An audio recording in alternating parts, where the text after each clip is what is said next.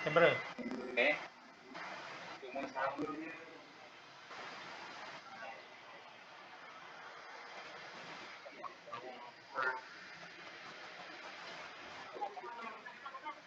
Halo, testing, testing. Testing. Testing, testing. Testing 1 2 3.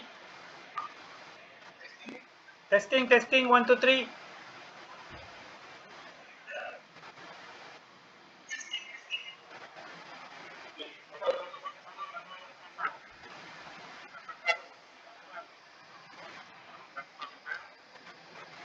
Okey.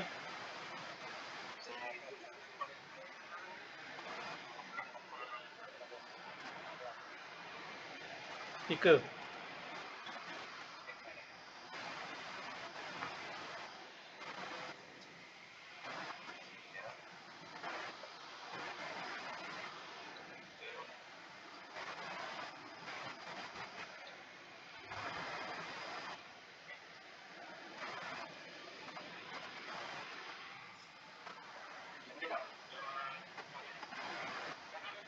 Testing, testing 1 2 3.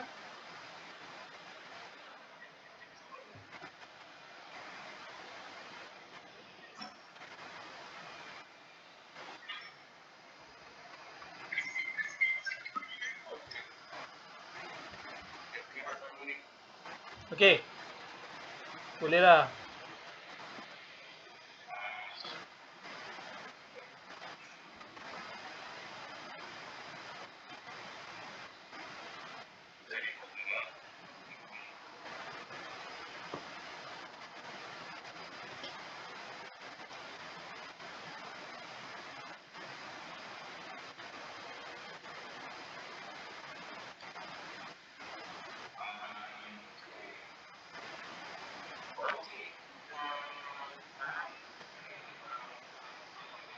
Waalaikumsalam warahmatullahi.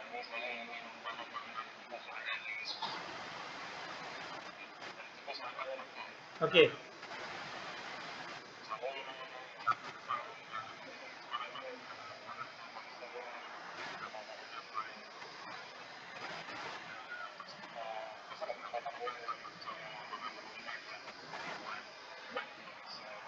Okey.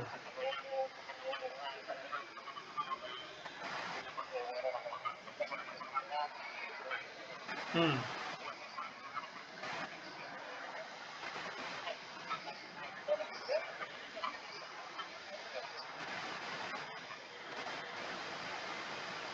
Okey, vaksin untuk COVID-19 ya? Atau apa-apa penyakit? Khusus untuk COVID-19. Okey. Um, Secara umumnya COVID-19 ni adalah salah satu kategori penyakit yang perlu divaksin kerana ada beberapa ciri lah. Satu, dia penyakit yang sangat cepat merebak.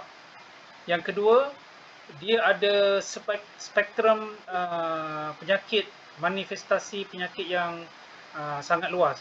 Ada yang tidak bergejala langsung dan ada yang bergejala dan mengalami penyakit yang teruk. Jadi bila ada ramai yang tidak bergejala tetapi membawa kuman ni, dia boleh merebakkan penyakit ni. Dan ada juga yang bila terkena penyakit ni terus menjadi tenat. Dan bila bila individu tu sakit tenat, dia punya rawatan tu akan jadi intensif. Dia kena masuk ICU dan kos rawatan pesakit yang tenat ni tinggi lah. Satu hari di ICU kalau kita kira kos dia lebih kurang mungkin 5,000, mungkin lebih. Jadi bayangkan sekarang ni kita ada dalam berapa ratus orang dalam ICU. So satu hari kos untuk merawat ni sangat tinggi. Itu kenapa COVID-19 ni perlukan kepada vaksin.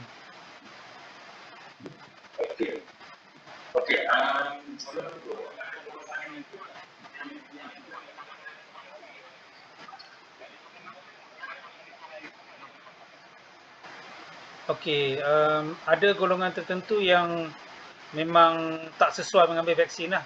Orang yang ada alergi kepada bahan-bahan tertentu, orang yang mungkin dia punya sistem imun dia telah lemah disebabkan penyakit-penyakit tertentu lah, seperti kanser, dan ada ciri-ciri yang digariskan oleh pihak yang berwajib lah, KKM. Jadi orang macam ni mereka kena amalkan SOP yang ditetapkan supaya mereka ni berisiko rendah mendapat penyakit lah. Maknanya kena ada perlindungan diri lah, kena pakai mask, kena pakai pelindung muka, kena pakai penjagaan sosial. Ya, ya, dan gaya hidup sihat macam itulah. Jadi mengelakkan apa yang SOP kita amalkan ni mereka kena teruskan sehinggalah COVID ni betul-betul dalam keadaan terkawal lah. Jadi orang yang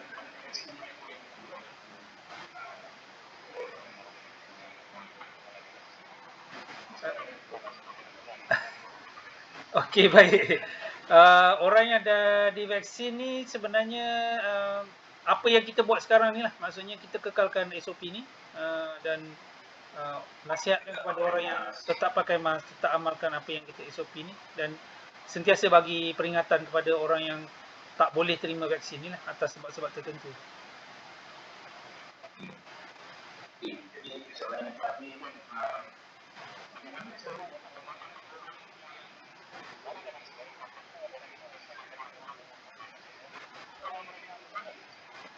Okey, soalan ni bagus. Sebenarnya ini perlukan pendidikan yang berterusan lah.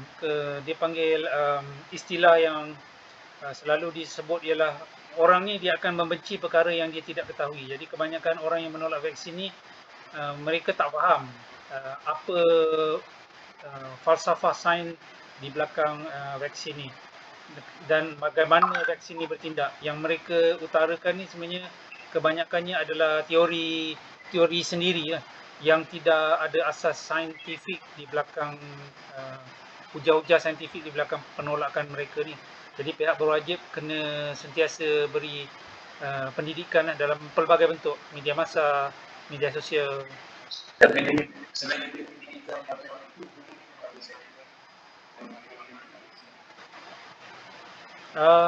Insentif mungkin boleh difikirkan pelbagai bentuk insentif, tapi buat masa ni yang menjadi satu bentuk insentif adalah sebenarnya orang yang terima vaksin ni boleh bergerak ke tempat-tempat yang orang tidak diberi vaksin pergi. Itu pun satu bentuk insentif juga secara indirect lah. Macam boleh melancong ke negara, boleh pergi ke tempat-tempat pergi haji, dan itu satu bentuk macam insentif lah. Ya.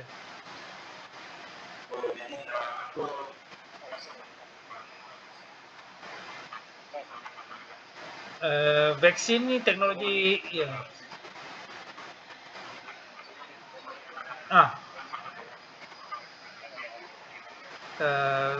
Vaksin, teknologi vaksin ni sebenarnya telah matang. Jadi dan vaksin ni telah dilaksanakan sejak berdekad lamanya. Jadi tidak dinafikan ada yang mendapat kesan sampingan daripada vaksin. Itu adalah dipanggil general. Untuk apa-apa ubat dan rawatan memang ada risiko kesan sampingan, tapi itu bukan sebab utama kenapa kita perlu menolak benda yang baik. Benda yang baik ni risikonya ya, asalkan kita tahu risikonya dan ada langkah-langkah keselamatan yang diambil untuk mencegah kesan sampingan tersebutlah. Dan kita kena faham bahawa jika manfaat tu lebih tinggi daripada risiko yang kecil, maka kita kena pandang kepada manfaat lah. Dan pendidikan berterusan tu sangat penting lah, supaya golongan yang akan datang ni mereka akan lebih faham apa fungsi vaksin ni. Bukan sekadar ikut mak ayah ambil vaksin, kita ambil vaksin. Jadi ini yang berlaku sekarang sebenarnya. Dahulu kala kita ambil vaksin, kita semua terima cucuk kan. Jadi ramai yang tak faham, ikut mak ayah kena cucuk. Jadi bila dewasa mereka sebenarnya ada pengalaman yang buruk kena paksa untuk cucuk. Jadi dan ditambah pula dengan maklumat palsu daripada luar negara, mereka terus berkumpul dan mengeluarkan teori konspirasi masing-masing lah. Okey. Baik.